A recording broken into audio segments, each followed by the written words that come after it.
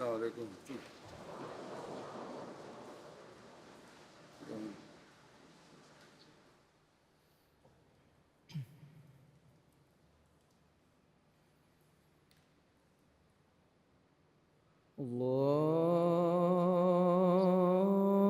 الله أكبر الله أكبر الله أكبر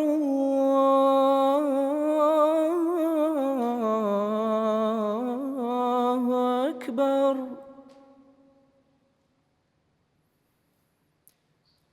أشهد أن لا إله إلا الله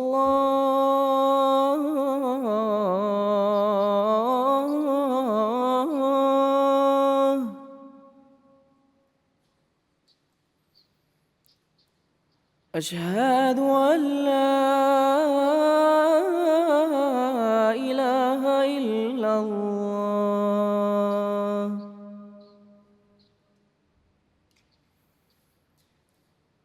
أشهد أن محمدًا رسول الله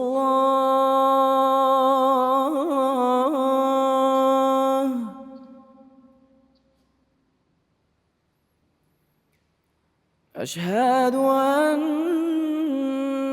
محمدًا رسول الله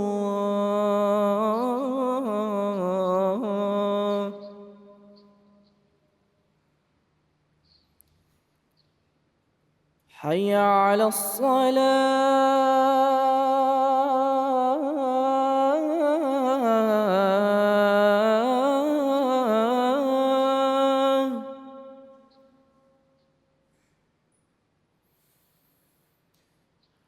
حي على الصلاة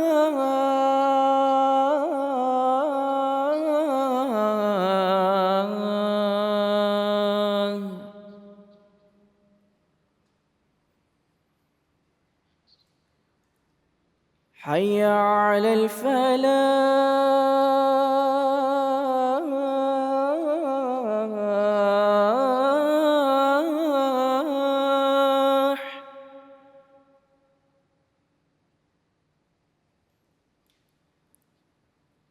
حي على الفلاح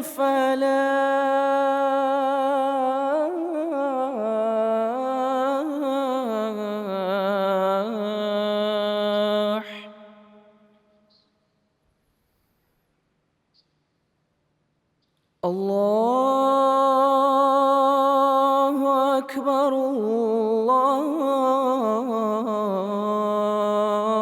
الله أكبر لا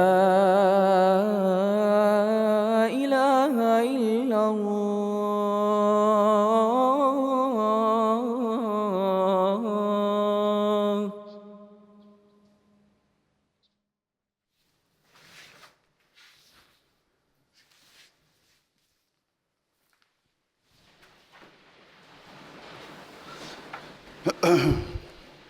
السلام علیکم ورحمۃ اللہ.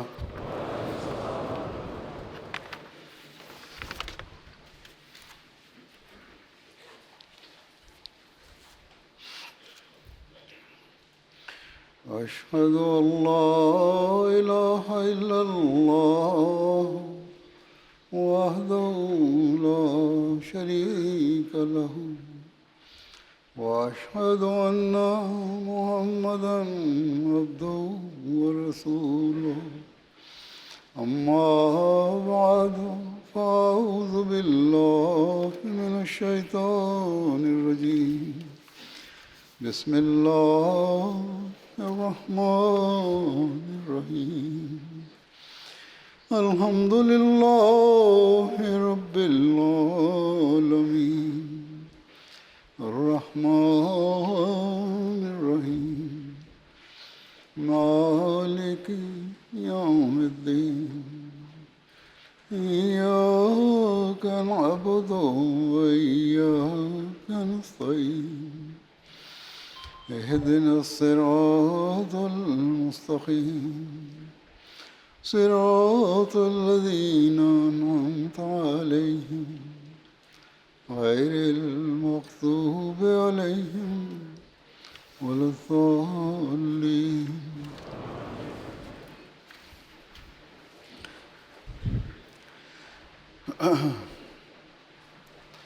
آج شام سے انشاءاللہ جلسہ سالانہ برطانیہ کی کارروائی باقاعدہ شروع ہوگی.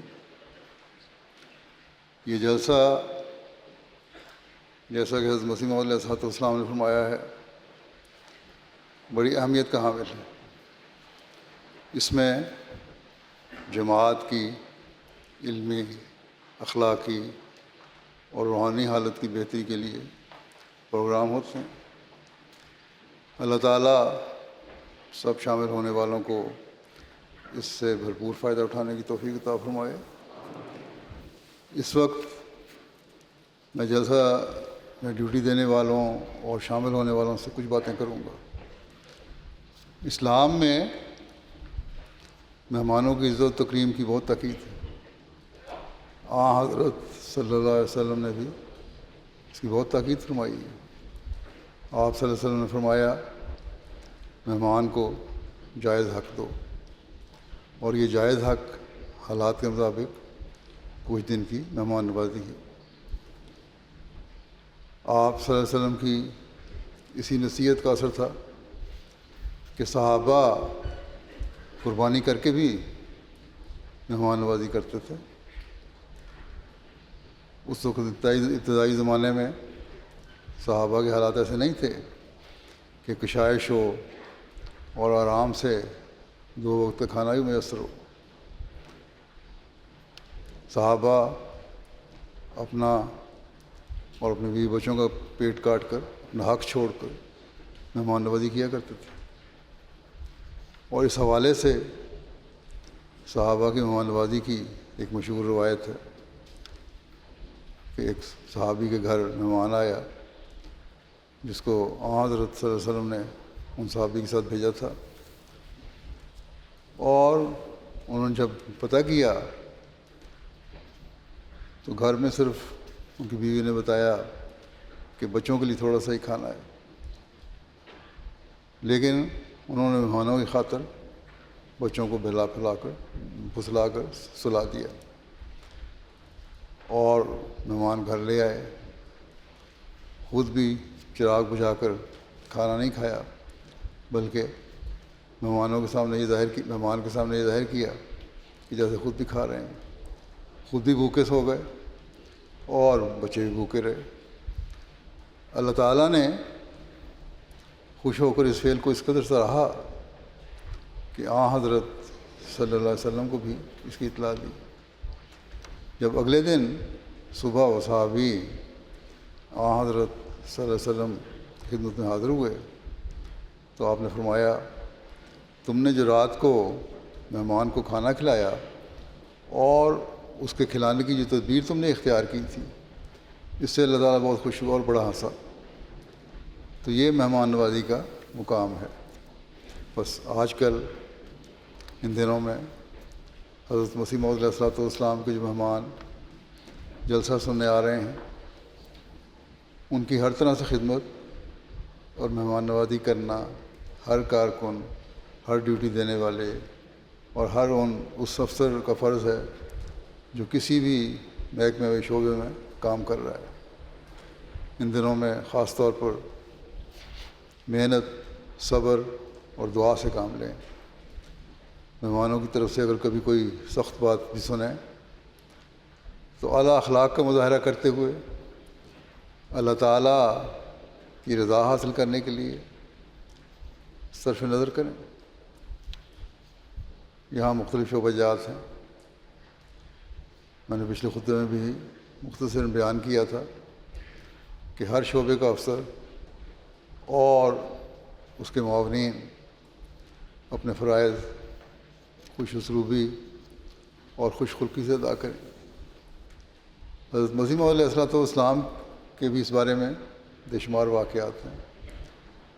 آپ خاص طور پر یہ ہدایت فرمایا کرتے تھے کہ مہمانوں سے حسن سلوک کس طرح کرنا ہے۔ آپ کے ارشادات اور واقعات آپ کی سیرت کی کتب میں مختلف پیرایوں میں مختلف جگہوں پر بیان ہوئے۔ آسام سے آئے ہوئے مہمانوں کی مہمان نوازی کا بھی ایک مشہور واقعہ ہے کہ آپ نے کس طرح ان کی خاطرداری کی۔ یہ واقعہ ہم سنتے ہیں اور اس سے محظوظ ہوتے ہیں کہ کس طرح حضرت مسیح علیہ السلام نے ان کا خیال رکھا۔ لیکن یہ تمام کارکنوں، تمام ڈیوٹی دینے والوں اور ان تمام لوگوں کے لیے ایک سبق ہے جو حضرت مسیح علیہ السلام کے مہمانوں کی خدمت کے لیے اپنے آپ کو پیش کرتے ہیں۔ واقعہ یوں بیان ہوا ہے کہ ایک دفعہ آسام سے کچھ مہمان آئے اور جب لنگر خانے میں اپنی سواری سے اترے اور ان کو کہا کہ سامان اتارو، تو لنگر خانے کا جو عملہ تھا ان کا رویہ کوئی مناسب نہیں تھا، اس کی وجہ سے ناراض ہو گئے وہ، اور اسی ٹانگے پر بیٹھ کر واپس روانہ ہو گئے جس پر وہ آئے تھے۔ جب حضرت مسیح علیہ السلام کو اس کا علم ہوا تو آپ بہت ناراض ہوئے کہ ایسی صورت کیوں پیدا ہوئی کہ مہمان ناراض ہو کر چلا گیا۔ اور فوری طور پر اس طرح گھر سے نکلے کہ جلدی میں ٹھیک طرح سے جوتے پہننا بھی مشکل تھا، اور اس کے پیچھے تیز تیز قدموں سے چل پڑے، حالانکہ مہمان ٹانگے پر سوار تھے، گھوڑا گاڑی جسے کہتے ہیں، اور کافی دور نکل چکے تھے، لیکن آپ پیدل ہی بڑی تیز رفتاری سے ان کے پیچھے گئے۔ روایت میں آتا ہے کہ قادیان کے قریب سے گزرنے والی نہر پر پہنچ کر آپ ان تک پہنچ گئے اور انہیں روک لیا۔ پھر آپ انہیں واپس لے کر آئے۔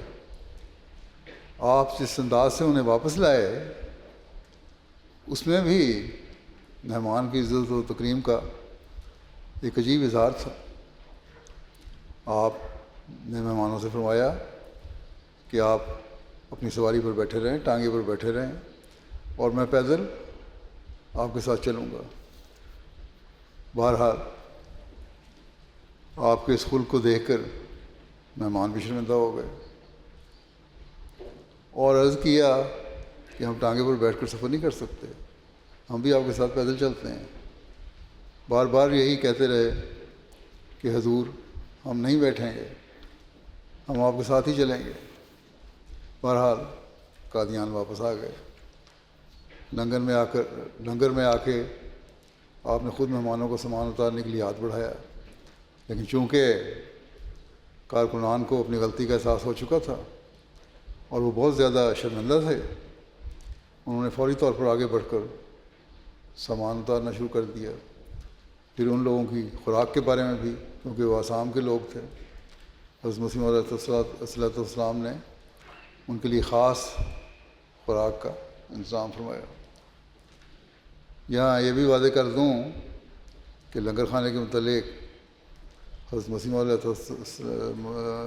السلام نے جو یہ ارشاد ہے کہ مہمان نوازی کرو ایسے مہمانوں کی، وہاں یہ بھی ارشاد ہے کہ جلسے کے دوران ایک ہی طرح کا کھانا پکا کرے جو تمام مہمانوں کو کھلایا جائے، کیونکہ وہ کافی تعداد میں لوگ ہوتے ہیں، مختلف انتظام مشکل ہوتا ہے۔ اسی طرح مہمان نوازی کی ایک اور مثال حضرت مفتی محمد صادق صاحب بیان کرتے ہیں۔ کہتے ہیں مجھے یاد ہے ایک دفعہ میں لاہور سے قادیان آیا ہوا تھا، غالباً 1897 یا 1898 کا واقعہ ہوگا۔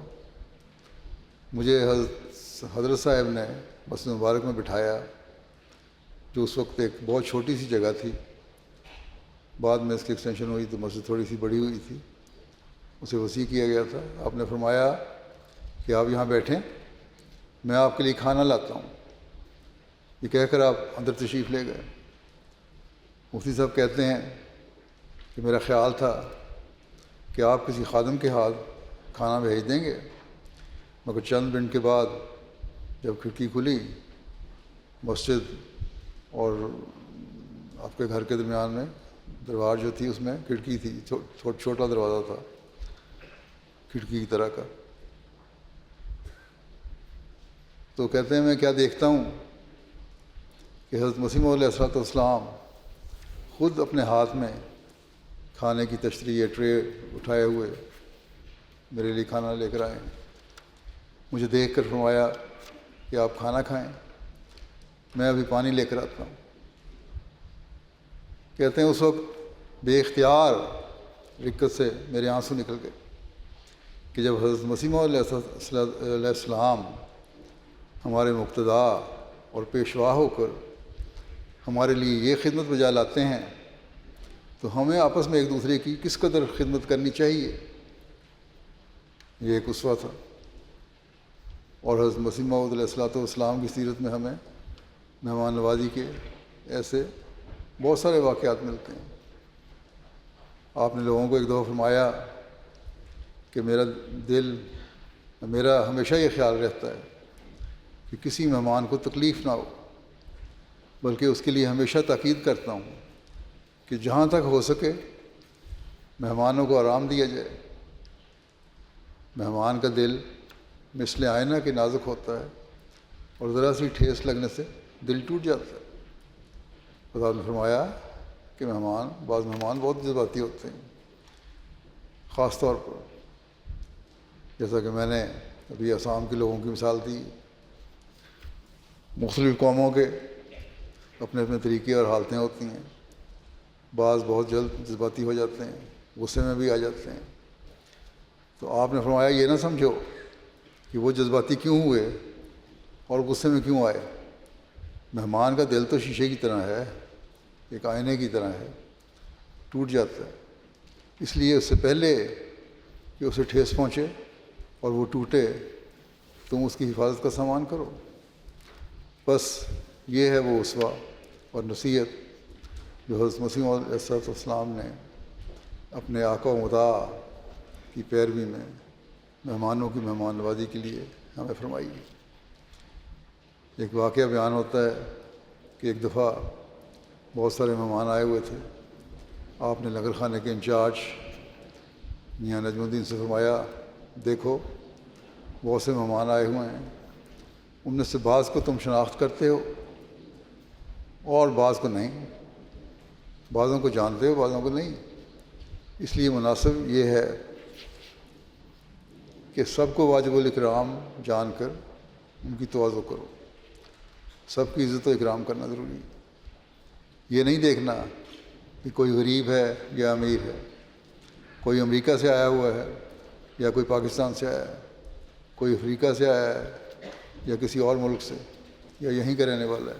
آج کل یہ خیال رکھنا چاہیے سب مہمان ہیں. حضرت مسیح علیہ السلام کے بلانے پر جلسہ سننے کے لیے آئے ہوئے ہیں، اس لیے ان کا عزت اور اکرام کرنا، ان کی تواضع اور مہمان نوازی کرنا اور ان کی ضروریات کا خیال رکھنا ضروری ہے. دیکھیں آپ نے کس طرح مہمانوں کی خدمت کی نصیحت فرمائی. آپ نے اپنے کارکنوں سے بھی یہ بھی فرمایا کہ مجھے تم پر حسن ظن ہے کہ تم مہمانوں کی صحیح خاطرداری کر رہے ہوگے اور ان کی خدمت کرتے رہو گے. بس ہر کارکن کو ہمیشہ یہ کوشش کرنی چاہیے کہ جس جگہ اور جس شعبے میں بھی اس کی ڈیوٹی ہے وہاں وہ مہمانوں کی مہمان نوازی کا حق ادا کرنے کی بھرپور کوشش کرے. خواہ وہ کھانا کھلانے کی مارکی میں ہوں یا دیگر دوسری جگہوں پر، انہیں بھرپور کوشش کرنی چاہیے. جیسا کہ میں پہلے ذکر کر چکا ہوں مختلف شعبہ جات ہیں، ٹکٹ بنانے سے لے کر جلسہ گاہ تک آنے تک کے شعبے ہیں. ان سے مہمانوں کا واسطہ پڑتا ہے، کارکنوں کو مہمانوں سے واسطہ پڑتا ہے کارکنوں کا. وہاں ہر ایک کارکن کو اپنی خوش اخلاقی اور اعلیٰ اخلاق کا مظاہرہ کرنا چاہیے. کھانا پکانے اور کھانا کھلانے کے شعبے ہیں، ان شعبوں کو بھی مہمان نوازی کا حق ادا کرنا چاہیے، کیونکہ یہ بڑے اہم حصہ ہے یہ مہمان نوازی کا۔ کوشش یہ ہو کہ مہمانوں کو ایک تو یہ ہے کہ پیٹ بھر کر کھانا کھلایا جائے اور عزت سے کھلایا جائے۔ لنگر خانے میں کام کرنے والوں کو عمدہ قسم کا کھانا پکانے کی کوشش کرنی چاہیے، اور کوشش وہ کرتے بھی ہیں اللہ کے فضل سے، اور اس بات کو یقینی بنانا چاہیے کہ ضرورت کے مطابق کھانا میسر ہو اور کم نہ پڑ جائے۔ صفائی ستھرائی کے شعبے میں بھرپور توجہ دینی چاہیے۔ صفائی بھی ایمان کا حصہ ہے، کوئی معمولی چیز نہیں ہے۔ حضرت صلی اللہ علیہ وسلم نے فرمایا کہ صفائی ایمان کا حصہ ہے، اس لیے اس طرف خاص توجہ دینی چاہیے۔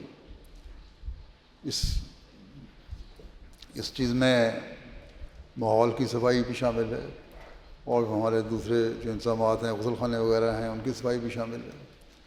جلسہ گاہ میں پھر مختلف پروگراموں کے لیے لوگوں کو لاتے ہوئے جو کارکن ہیں وہ نرمی اور پیار سے توجہ دلائیں۔ بعض لوگوں کو صحیح ادراک نہیں ہوتا اور پوری طرح نہیں سنتے وہ جلسہ۔ یہاں جو بیٹھے ہوئے ہیں ڈسپلن والے ہیں، ان کو بھی چاہیے، عورتوں میں بھی مردوں میں بھی، اس لیے کوشش کریں کہ ان کو پیار اور نرمی سے سمجھائیں۔ تربیت کا شعبہ بھی اس لیے کام کر رہا ہوتا ہے کہ لوگوں کو جلسہ گاہ میں بٹھا کر جلسہ سنائیں۔ اس وقت بازار بھی بند ہوں گے اور ہونے چاہیے۔ بہرحال ہر جگہ اس بات کا خیال رکھنا ہے کہ کارکن ان دنوں میں خوش اخلاقی کا ایک خاص نمونہ دکھائیں، اور حضرت مسیح علیہ السلام نے جو حسن ظن فرمایا ہے اس پر پورا اترنے کی کوشش کریں۔ اسی طرح میں بعض باتیں مہمانوں سے بھی کہنا چاہتا ہوں۔ گو چند ایک غیر جماعت مہمان بھی یہاں آتے ہیں، لیکن ان کے لیے تو ایک خاص شعبہ علیحدہ قائم ہے، اور ان کو خاص طور پر ان کی مہمان نوازی کی جاتی ہے کیونکہ یہ غیر ہیں۔ لیکن ان چند ایک کے علاوہ تمام مہمان جن کی اکثریت جو ہے وہ احمدی واب کی، آپ لوگ یہاں جلسہ سننے کے لیے آئے ہیں، اس لیے اس بات کو اہمیت نہ دیں کہ انتظام صحیح ہوا ہے آپ کے لیے یا نہیں ہوا، آپ کی مہمان نوازی صحیح ہوئی ہے یا نہیں ہوئی، یا کسی کارکن نے کیسا رویہ اختیار کیا۔ اصل مقصد تو روحانی معاہدے کو حاصل کرنا ہے، اور آپ لوگوں کو اسی کے لیے کوشش کرنی چاہیے۔ گو میزبانی کرنے والوں کو جیسا کہ میں پہلے بھی کہہ چکا ہوں، مہمان نوازی کا حق ادا کرنے کی پوری کوشش کرنی چاہیے، اور وہ کرتے ہیں۔ لیکن اسی طرح شامل ہونے والوں کا بھی یہ کام ہے کہ اگر کارکنان میں کوئی کمزوریاں یا کوتاہیاں یا کمیاں رہ گئی ہوں تو ان سے صرف نظر کریں۔ ان میں سے کوئی صفائی کے محکمے میں جو کام کر رہے ہیں کوئی تربیت یافتہ تو لوگ نہیں ہیں، یا ڈسپلن کے محکمے میں جو کام کر رہے ہیں وہ پولیس کے کارکن تو نہیں ہیں، یا گیٹ پر ڈیوٹی دینے والے ہیں وہ ٹرینڈ تو نہیں ہیں، یا ٹریفک کنٹرول کرنے والے ہیں وہ بھی کوئی ٹرین پولیس والے تو نہیں جو ٹریفک کنٹرول کر رہے ہیں۔ یہ سب لوگ والنٹیئر ہیں، مہمانوں کی خدمت کے لیے اپنے آپ کو انہوں نے پیش کیا۔ ان میں بعض سیکنڈری اسکول کے بچے ہیں، بعض یونیورسٹیوں کے نوجوان طالب علم ہیں، کچھ دوسرے پیشوں سے تعلق رکھنے والے لوگ ہیں، اور اچھے خاصے پیشوں میں کام کرنے والے اور اچھی پوزیشنوں والے لوگ ہیں۔ یہ سب ایک جذبے سے خدمت کر رہے ہیں کہ ہم نے حضرت مسیح موعود علیہ السلام کے مہمانوں کی خدمت کرنی، بس ان کے جذبے کو سراہتے ہوئے ان سے بھرپور تعاون کریں اور ان کی کمزوریوں سے صرف نظر کریں۔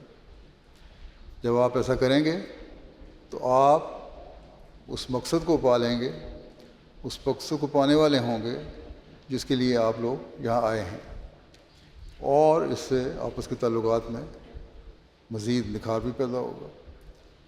سب مہمانوں کو اس بات کا خیال رکھنا چاہیے کہ ان کے یہاں آنے کا مقصد کیا ہے، اور وہ مقصد اعلیٰ اخلاق اور اللہ تعالیٰ کی یاد کرنے سے ہی پورا ہو سکتا ہے۔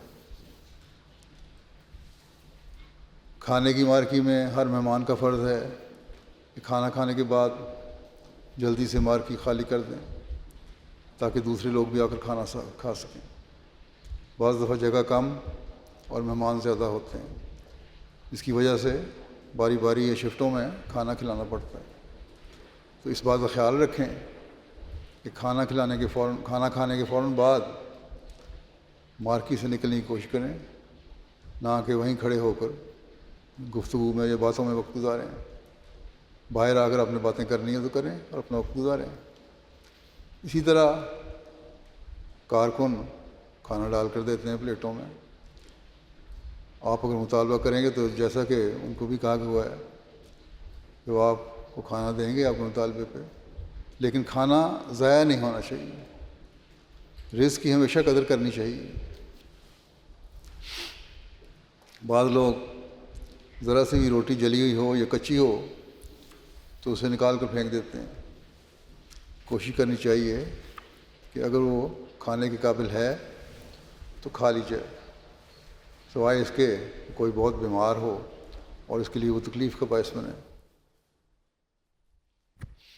عمومی طور پر تو مشینوں سے روٹی اچھی پک کر آ رہی ہوتی ہے، میں نے چیک بھی کی ہے، لیکن بعض دفعہ خراب روٹیاں بھی آ جاتی ہیں۔ جب تک روٹی بہت زیادہ جلی ہوئی یا بہت کچی نہ ہو اسے ضائع کرنے سے بچیں۔ اسی طرح سالن کو بھی ضائع ہونے سے بچائیں، ضائع کرنے سے بچائیں۔ ایک تو یہ رزق کا ضیاع ہے کیونکہ نہیں ہونا چاہیے، دوسرے وہی کھانا اور کسی دوسرے کے بھی کام آ سکتا ہے۔ دوسرے یہ بھی ایک مسئلہ پیدا ہو جاتا ہے، جو کھانا بچ جاتا ہے پلیٹوں میں بہت زیادہ، اس کو کوڑے میں پھینکنا، اس کو ڈسپوزل اس کا کرنا بہت مشکل ہو جاتا ہے، جس کی وجہ سے صفائی کے شعبے پر بہت زیادہ بوجھ پڑتا ہے اور انہیں بہت زیادہ کام کرنا پڑتا ہے۔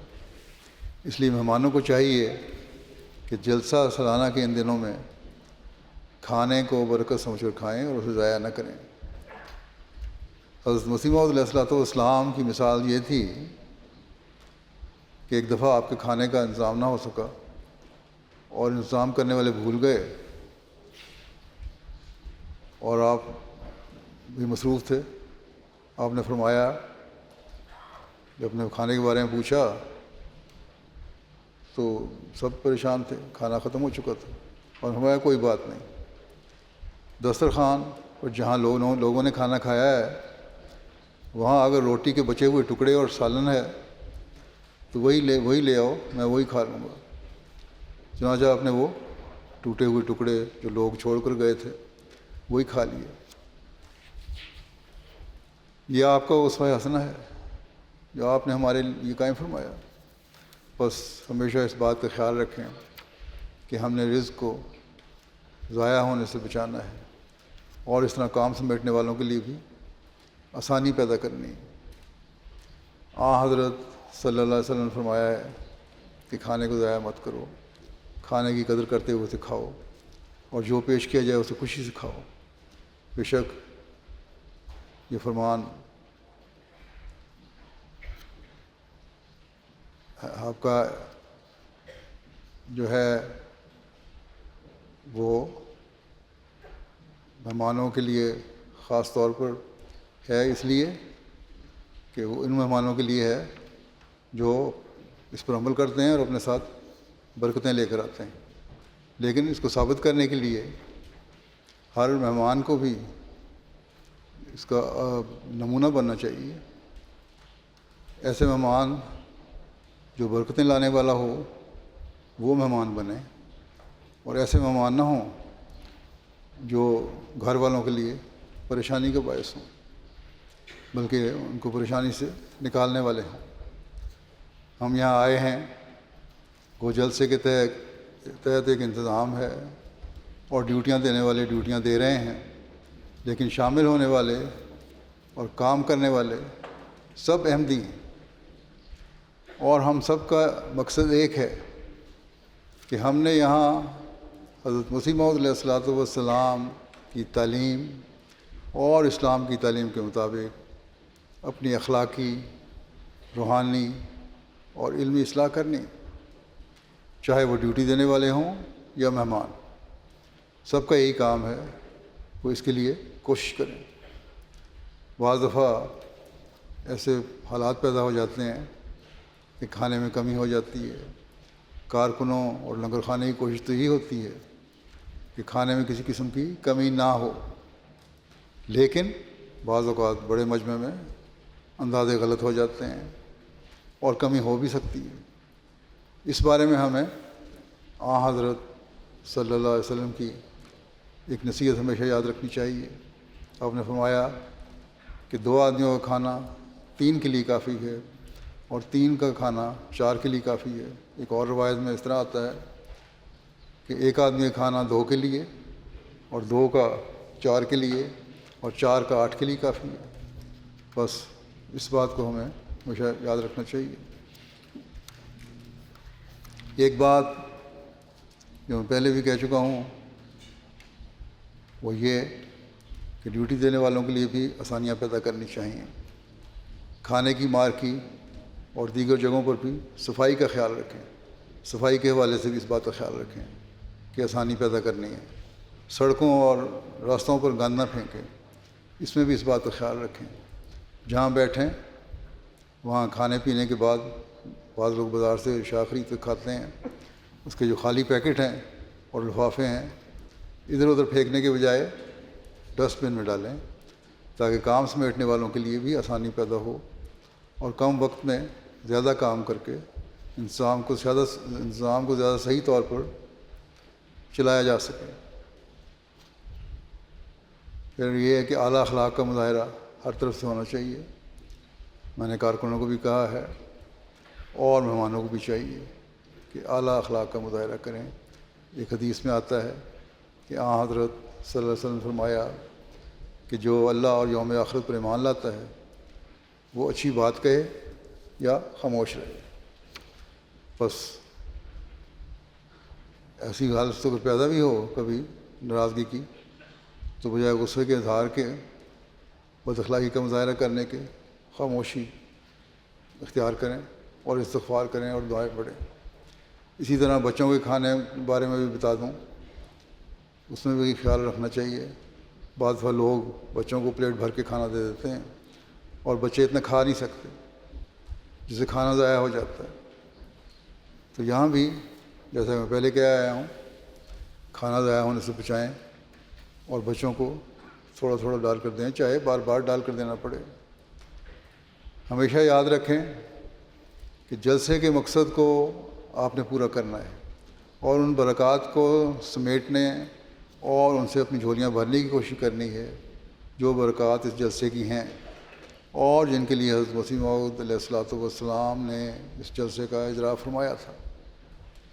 آپ نے ایک موقع پر یہی فرمایا تھا کہ جلسے میں بیٹھ کر آرام سے جلسہ سنو اور صرف تقریروں وغیرہ اور اچھائی یا برائی کو نہ دیکھو، بلکہ اس بات کو دیکھو کہ جو بات بیان کی جا رہی ہے وہ اللہ اور رسول کے حکموں کے مطابق ہے اور اس پر ہم نے عمل کرنے کی کوشش کرنی ہے، نہ یہ کہ کون بیان کر رہا ہے اور کس طرح بیان کر رہا ہے۔ اور فرماتے ہیں کہ سب صاحبان متوجہ ہو کر سنیں، میں اپنی جماعت اور خود اپنی ذات اور اپنے نفس کے لیے یہی چاہتا ہوں اور پسند کرتا ہوں کہ ظاہری قیل و قال جو لیکچروں میں ہوتی ہے اس کو ہی پسند نہ کیا جاوے اور ساری غرض و غایت آخر اس پر ہی نہ ٹھہر جائے کہ بولنے والا کیسی جادو بھری تقریر کر رہا ہے، الفاظ میں کیسا زور ہے۔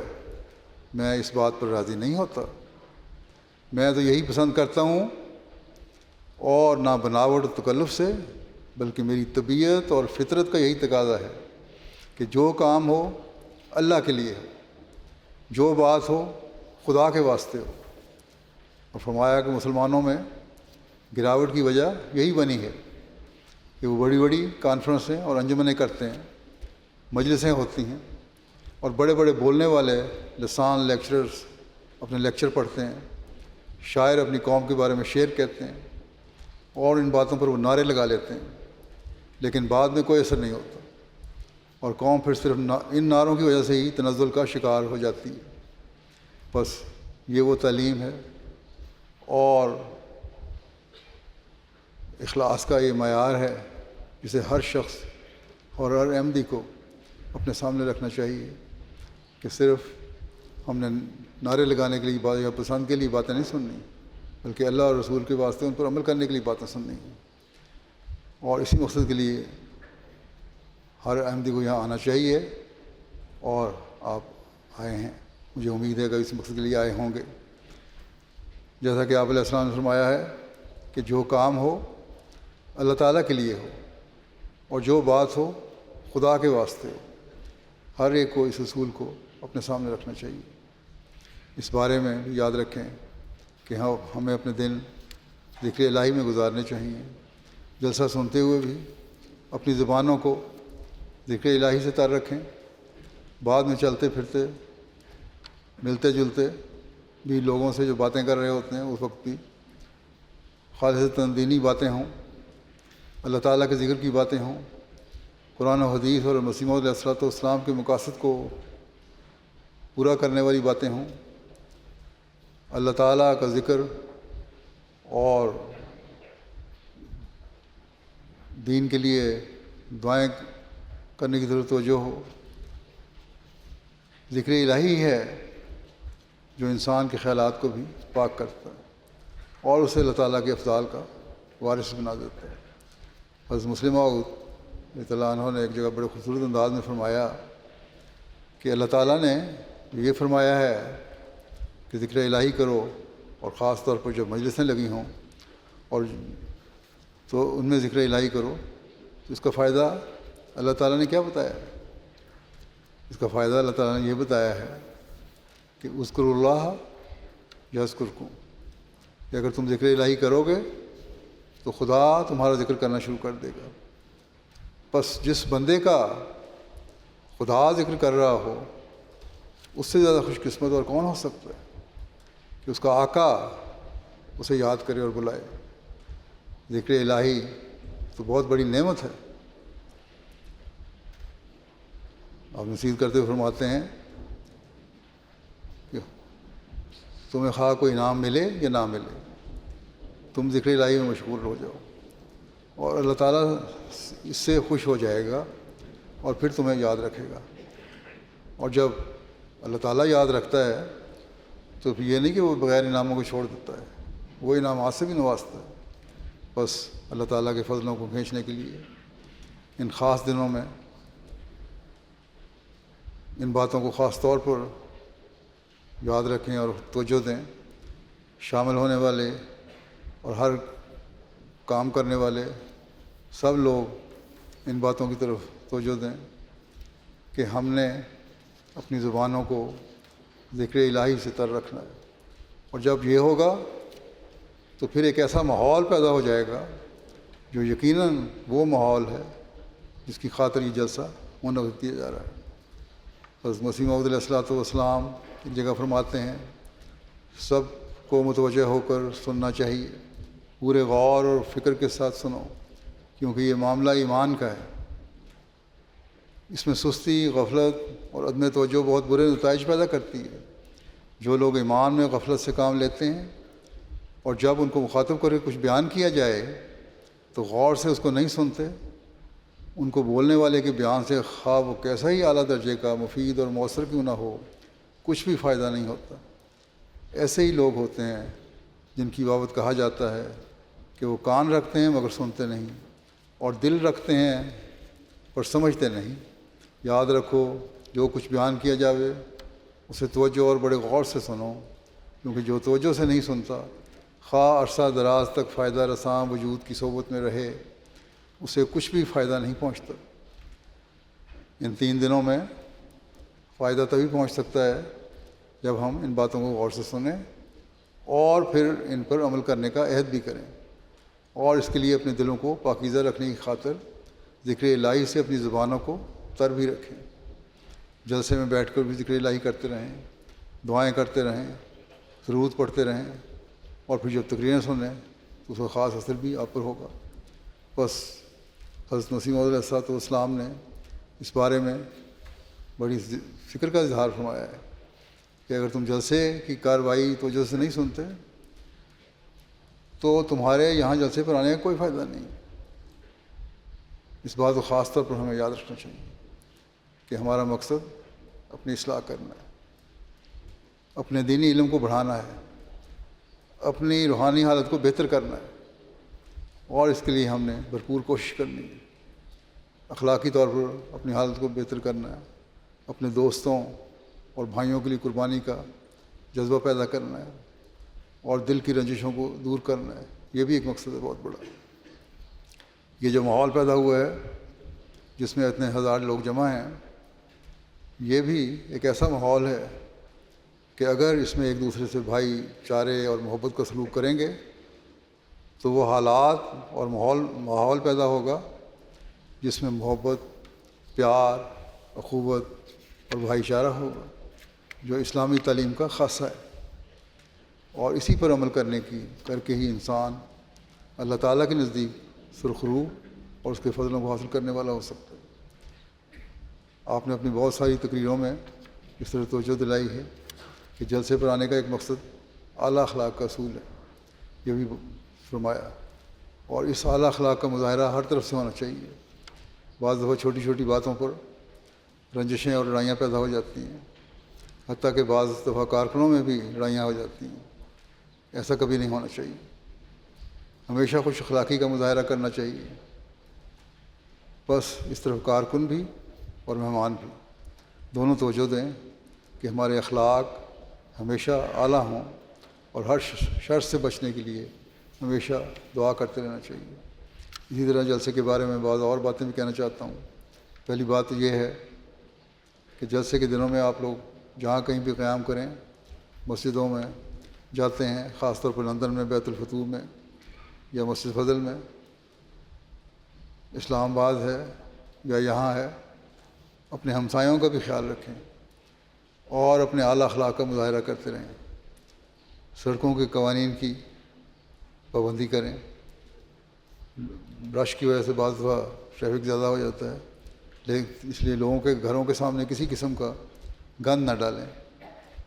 بچوں والی خواتین کے لیے علیحدہ مارکیاں بنائی گئی ہیں، عورتوں کے لیے بھی کہہ دوں، عورتوں کو بغیر ضد کیے انہیں بچوں والی مارکیوں میں رہنا چاہیے، اور یہ کوشش کرنی چاہیے کہ وہاں شور نہ مچائیں، کیونکہ بعض دفعہ ایسا ہوتا ہے کہ بچے تو کم شور مچاتے ہیں، لیکن عورتیں یہ سمجھتی ہیں کہ چونکہ وہ اس مارکی میں آ گئی ہیں اس لیے ان کے لیے باتیں کرنا جائز ہو گیا ہے۔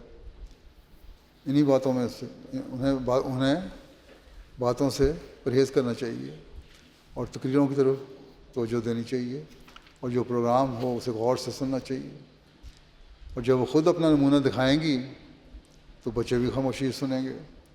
بعض مائیں تو ماشاءاللہ ایسی ہیں جو بچوں کی اس طرح تربیت کرتی ہیں یا ان کی توجہ بٹانے کے لیے ان کے ہاتھ میں کوئی چیز دے دیتی ہیں جس سے بچے اب اس میں مصروف ہو کر اسی میں مصروف رہتے ہیں، اور مائیں آرام سے پروگرام بھی سن لیتی ہیں۔ لیکن بعض ایسی بھی ہیں جو آپس میں باتیں کرتی رہتی ہیں، اس کی انتظامیہ شکایت کرتی ہے۔ تو یہ شکوہ کبھی پیدا نہ ہونے دیں، کیونکہ جب انہیں روکا جاتا ہے تو پھر آگے سے ناراضگی کا اظہار ہوتا ہے، حالانکہ قصور دونوں طرف سے ہو رہا ہوتا ہے۔ اگر کسی کارکن نے سختی سے بات کی ہے تو مہمان نے بھی سختی سے جواب دے کر معاملے کو مزید بگاڑا ہے۔ اس لیے کوشش کرنی چاہیے کہ کسی بھی طرف سے بگاڑ پیدا نہ ہو، بلکہ محبت اور پیار کی فضا قائم ہو۔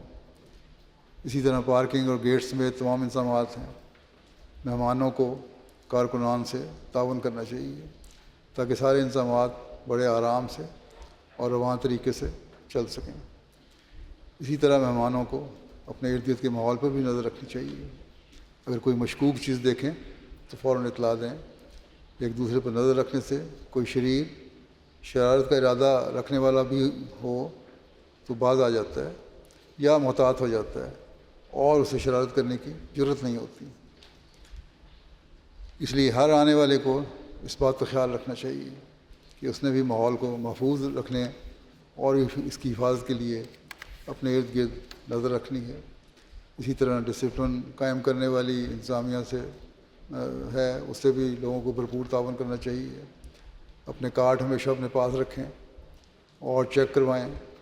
جو لوگ قیام گاہوں میں ٹھہرے ہوئے ہیں وہ کوشش کریں کہ اپنی کوئی قیمتی چیز وہاں چھوڑ کر نہ آئیں۔ یہاں حفاظت کا انتظام بے شک ہے، لیکن پھر بھی اپنی قیمتی اشیاء مثلا رقم وغیرہ جو ہے اپنے ساتھ ہی لے کر آئیں تاکہ کسی قسم کے نقصان کا احتمال نہ رہے۔ اللہ تعالیٰ کرے کہ آپ سب لوگ اس جلسہ سے بھرپور فائدہ اٹھانے والے ہوں، اس کی برکات سے فائدہ اٹھانے والے ہوں، اور جب یہاں سے واپس جائیں تو اپنی جھولیاں بھر کر واپس جائیں جو اللہ تعالیٰ کے فضلوں کو سمیٹنے والی ہوں۔ اللہ تعالیٰ کے فضلوں کے وارث بنتے ہوئے آپ لوٹیں، اور اللہ تعالیٰ ہمیشہ زندگی میں آپ پر اور آپ کی نسلوں پر فضل فرماتا رہے۔ ہمیشہ اہمیت کا ایک کارآمد وجود بن کر دنیا میں آپ زندگی بسر کرنے والے ہوں۔ آپ کی نسلیں بھی اس طرح ایک پاک اور کارآمد وجود بن کر دنیا میں زندگی گزارنے والی ہوں، اور اللہ کرے کہ تا قیامت یہ سلسلہ جاری رہے۔ آخر میں یہی بتا دوں کہ گزشتہ سالوں کی طرح اس سال بھی مختلف شعبوں کی نمائشیں ہیں، اور اچھی معلوماتی اور علم میں اضافہ کا ذریعہ ہیں، دلچسپ ہیں، انہیں بھی دیکھنے کی کوشش کریں۔ ایک جگہ ساری نمائشیں جمع ہیں۔ اسی طرح بک سٹال پر نئی کتب بھی آئی ہوئی ہیں، وہاں بھی ضرور جائیں۔ وقفہ میں صرف بازاروں میں نہ پھرتے رہیں، اور یا وہیں کی خرید و فروخت نہ کریں بازاروں کی، بلکہ اس روحانی معاہدے سے بھی فائدہ اٹھانے کی کوشش کریں۔ اللہ تعالیٰ سب کو توفیق دے۔